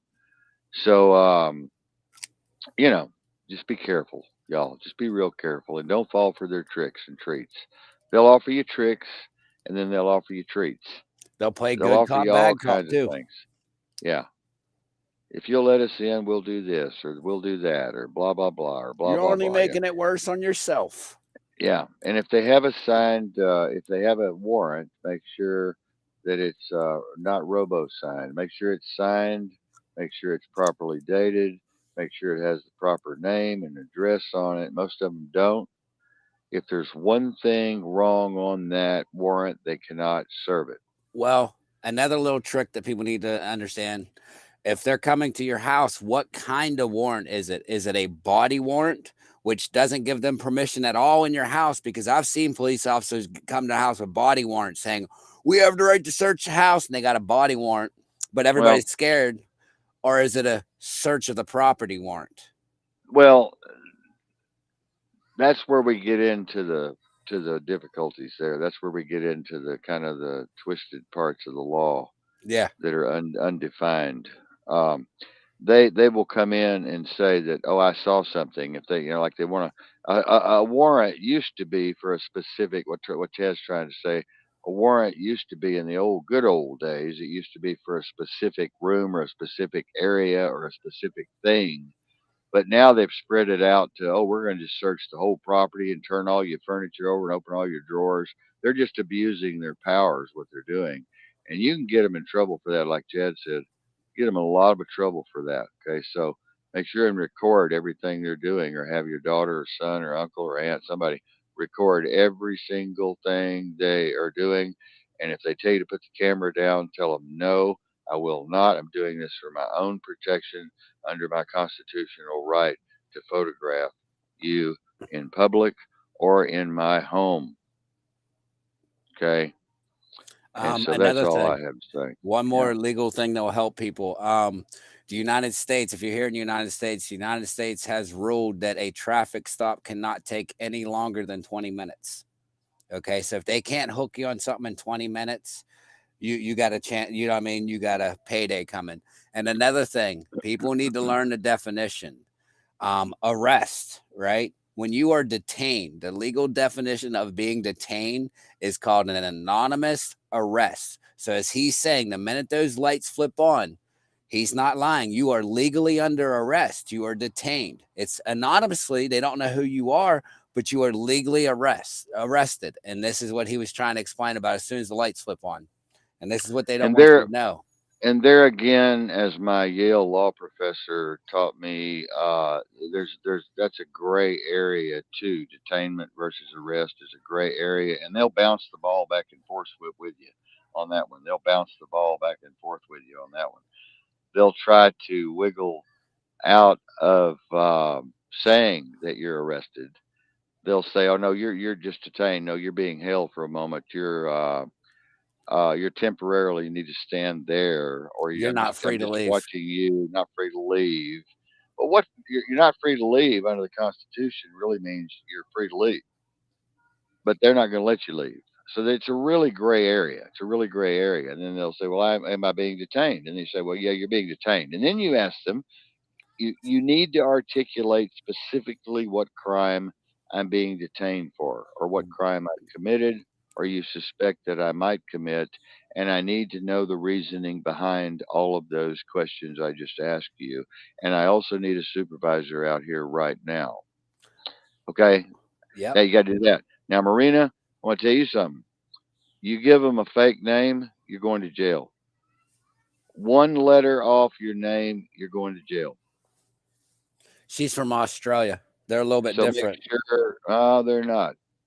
They are, but they're I have not. friends. I know, but I have friends in Australia. You cannot give them a fake name. Okay, you have to give them your real name. And the best way to be square with cops, or want them to be square with you, is to be square with them. And don't lie to a cop. Never lie to a cop. And If if you you need have to to lie lie, to a don't cop, answer it.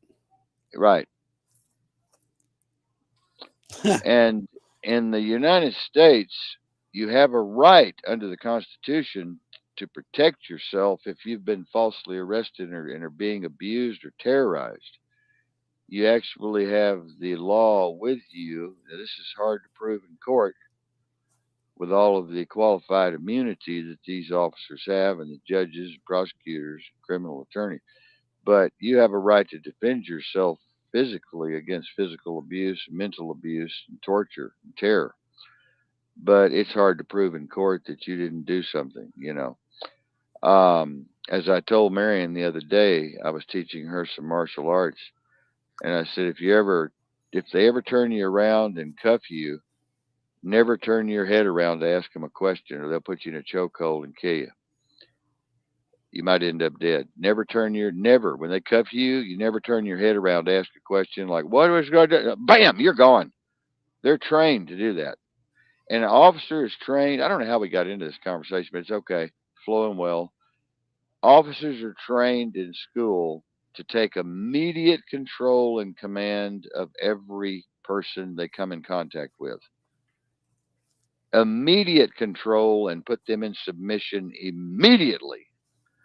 And with me, it don't work because I don't fall for that bullshit. Okay. If they see fear, they want to see fear in you, is what they want to see. They Yeah. want to come up with that big badge and gun, two cops standing there. They want to see you cower. Okay. They're watching you. They want to see you cower, and they say, "Sit on the curb. Sit down. Yes, sir. Yes, sir. Yes, sir." I don't fall for any of that shit at all. You know, I'll just tell them, "Oh, no, no, no, no, no, no. Oh, no. I haven't been arrested, have I?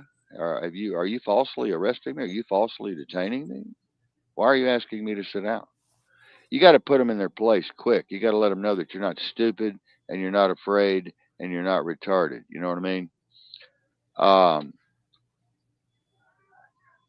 Marina, are you asking me how we got into this talk? I don't know. But anyway, I know Marina's with us all the way. But anyway, that's all I have to say about that. I'm sorry we segued, into this, but I kind of sorry we got. But it's still awakening, with perfection, like letting people know where they stand too. You know how to get up there. Yeah, It's a way to fight yeah. back, people. We can't go nowhere unless there's action taken. That's the sad part. And the only way you can know what kind of character you're going to be in this so-called reality is you got to look in yourself. Once you look inside yourself and see who yourself is, there is no you. It's amazing. And I made a statement on the air the other night that kind of came out crazy, but I wanted to kind of reclarify. In this world today, you have to be very clever, and I'm going to use the word diabolical, and some of you are not going to like it. You have to counter all of these negative forces that are coming at you, and you have to be sometimes diabolical in your reasoning and your thinking, and sometimes somewhat nefarious, but definitely clever and smart and educated, or you will be in submission to everyone around you all the time. Even your neighbors could put you in submission. So don't fall for fear. Don't live in fear, whatever you do. Stand up for your rights, stand up for yourself, stand up for your property, stand up for your family, stand up for your people. Right, Chad? That's right. And that's how it should be. Everybody around you should be a part of your community, or as people want to call it, tribes. Once we take ourself away and once we stop looking at self, this is like he was saying, if you see Buddha on the road, kill Buddha. And as he said, we're not telling anybody to go kill somebody, but metaphorically, Buddha's dead. You're dead. You are Buddha. You're dead. There is no you. There is no conscious you because we're everything. When you Now, bring it, go you ahead. can actually kill a cop with Indiana. this same theory. No, no, no. I don't want to talk about that one. The same theory of self. You can turn all of these very diabolical and nefarious and highly trained cops that are coming after you. You can turn things around on them psychologically and kill their self. You see, the self that's coming at you is their garbage self, the garbage bin self. Okay? It's the garbage bin self. Hello, I follow you, can burp. I like that. Nice to see you here. But you can, when I say kill the Buddha on the road, kill the Buddha said kill the self, kill the self, kill the self. You're wanting to kill the dysfunction. You're wanting to kill this, the psychosis. You're wanting to kill the urge to kill you. You're wanting to kill the urge to judge you, the urge to be paranoid of you, the urge to label you, the urge to mistrust you. You have to counter that. And to do that, you have to be very clever, and it can work with cops too. When I say kill a cop, I didn't mean physically kill a cop. I meant you can turn their psychology against them. It's called reverse psychology, reverse engineering, reverse programming. And that's all I have to say on that one. That was pretty good, wasn't it, Jeff? Yeah. Yeah. And see, like, we just try to tie everything that we can in together because it really is. It's a mental chess game, is what we're playing. And we're trying to show you the moves that's being moved on you. Because think about when you're playing a chess game, the board is like this and it's almost eye level. You really don't have a good judge, but if you're sitting up top, you can see all the patterns perfectly. That's what we're trying to do. We're trying to show you the patterns of how to get around all this stuff, and how to, you know, be safe, protect yourself, and also ascend at the same time. Because the worst thing that a cop wants you to do is be humble when you speak to him. That cop don't want you to be humble. The instantaneously you're humble with that cop kills his ego.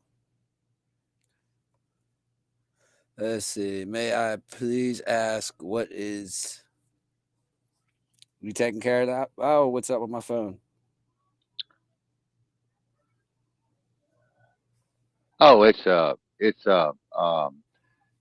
a chronic disorder that occurs in tropical and non-tropical forms and in both children and adults. Nutrients are not absorbed into the system. Systems include foul-smelling diarrhea and emaciation, spiru, tropical spiru disorder, upset of all kinds, very dangerous could be. So yeah, that's a very dangerous thing, very dangerous thing. And the it comes from the Greek, lost the consonant sound H during antiquity. The term comes from the Greek uh, phalosis and is related to the name of the smooth breathing, the sign of the absence of initial in the word. Dialects that have been lost are called philolotic, philolotic, and Wikipedia has a whole piece on that if you would like to look it up, you guys. So go ahead. But yeah, anyway, that's what it is. Tropical. And they have a lot of tropical diseases being carried here to the United States, and all of these immigrants coming in from all these different countries are bringing us bacterias and viruses and pathogens that are unknown to us and that are not native to us, and it's very, very, very dangerous for our immune systems. Um, Very, very dangerous to our immune systems. We have a situation up here in the Northwest where we are so strict with walking in forests and parks. They have they have you wipe your shoes completely off, and sometimes you'll even have to wear a condom on your feet. It's kind of a cloth condom, They do not want you tracking in any foreign uh, plant species to our area that will take over our native plant species. A very interesting thing, I think, here. Very interesting thing. It's very, very serious. They take all this stuff very, very, very serious. And in my opinion, I don't like this kind of stuff, but it's what is, it's what is. I really don't like the thought of native species coming in and taking over like the pythons have taken over Florida.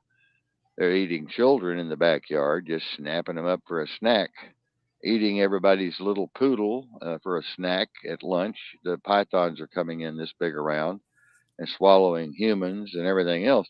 So, it's border control. Yeah, Marina, it's border. There is no border control. We got 3, 4 million illegals here in the last 2 years, 30 million, whatever it is, 20 million. What difference does it make? Um, Millions of illegal aliens from all over the world coming in here, and we're just letting more and more and more and more and more in, and we're shipping them into the middle of the United States and just dropping them off in motels and hotels and giving them money and giving them a Walmart card for $1,000, paying for all their medical bills and education and everything. We're not getting any of that shit. Chad and I can't go down. Marion can't even barely get in. She just now got her insurance. She's dying over here. She just now got her insurance by some freak of accident. And so it's like, they're giving these illegals the red carpet treatment, man. They're just rolling out the red carpet for all these people. And they're coming in raping like they did in the UK. What happened when they let all the Muslims in the UK? I'm gonna get in trouble for this, but I'm sorry. Sorry, very sorry. I'll pre-apologize. They let all those Muslims go into the UK. What did they start doing? Women were getting raped in broad daylight downtown. I mean, right over, bend them right over the park bench and rape them. Everybody was being raped. It was rape city. You know, I mean, you got to check some of these people out if they're, what's going on with this, Chad? Where we're just letting every crazy, insane person, zombie, coming over the border to the United States to kill and rape your children and your pregnant women. What is going on with people? I'm still blaming a lot of this newer stuff on the bio weapon, but I can't explain what happened then. It's just people. I hate to say it, people are just mental. Like they really are. Well, We'll just let all the they want criminals out of Democrats. jail, and They want crime's going to drop. Democrats. They're creating Democrats. Yeah, See, it's all about the left, the left, the yeah. left. They want to bring all the people in here. They can give them money. They can give them this. They can give them free hospitalization. They can give them all these jewels and tricks and Just vote treats and for stuff. us. Vote for us. Vote for us. Yeah, that's it. Even though presidents are appointed and not elected, they still need the votes for other places and other spaces for prosecutors Well, they and need the you know, donations and money. yeah, they need them to be the walking ATM machines like all of our audience here is. Stay in my little den hole. Yeah, Marina, we kind of do too. But Chad and I and Mary are riding around in a pretty powerful squad unit all the time. So we kind of stay out of the way whether nobody bothers us. We're kind of immune, bulletproof, you might say. I They think wave Chad's to just us. now. I think Chad's just now getting used to that feeling of you To know no worry. that Just not immunity. worrying Yeah, when you go on the road. Like, listen, we get all kinds of enforcement. Law enforcement, medical, all cover that. every kind. Yeah, Hi, they how just you guys? What's up? they just race by us 100 We mile an just hour. Bigfoot hunter. How about the Bigfoot hunter that we seen roll up on us and he's hey and rolls off like okay. Yeah. Yeah, it's pretty neat. No, they don't bother us.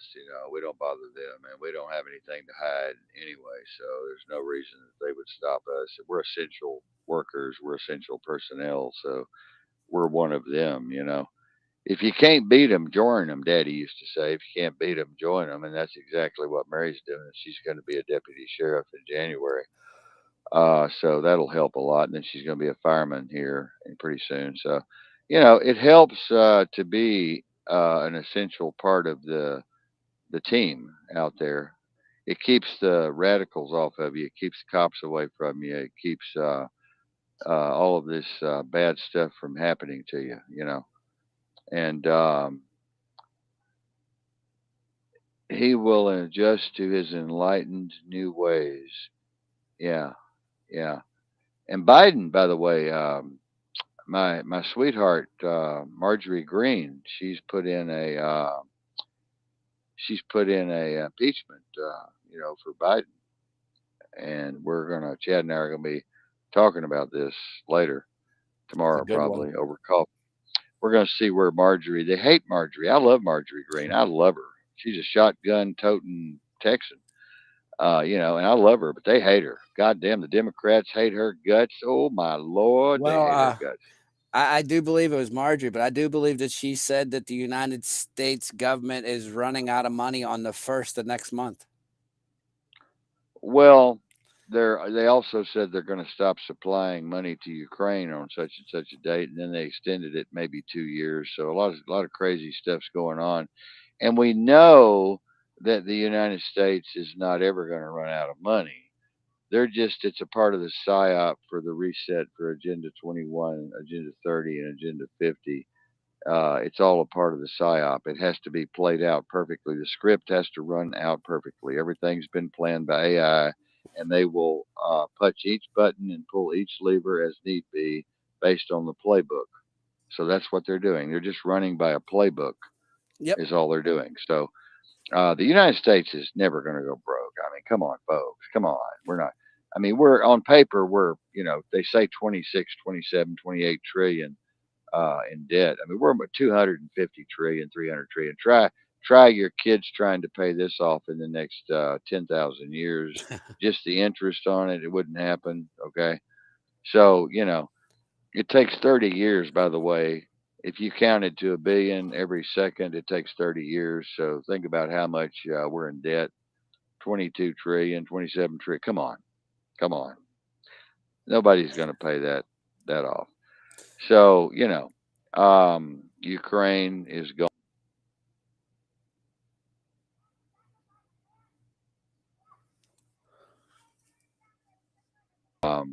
in issues with one of our streams. Stand by. We are fixing it. Okay. But anyway, we love you all, and thank you for thinking about our knowledge and awareness, Marina. We appreciate it very much. We're going to work very, very hard to keep these types of shows coming in, and Chad and I are really meshing good together here on air. And Chad's definitely earned his title and his position and his power here at the station and the Corporation for Destiny Global Communications Network and Alternative Public Radio International and Lone Wolf Radio and Strike Force News.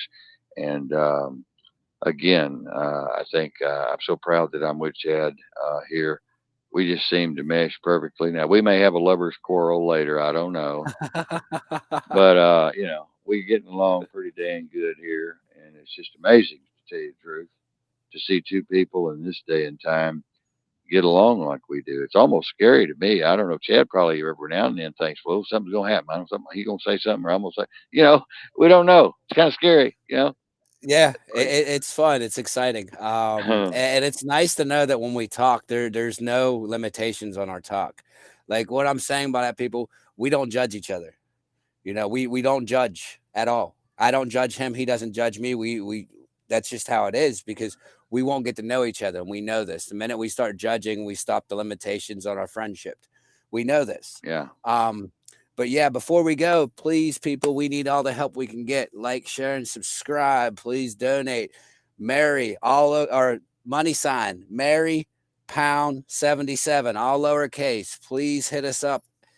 Hey, if you can get some cans donated to, some soup kitchens or some food drives, please do that. 1 can a day keeps a child alive. I mean, that's the way I look at it. $1 a day keeps the boogeyman away. Help us so we can help out.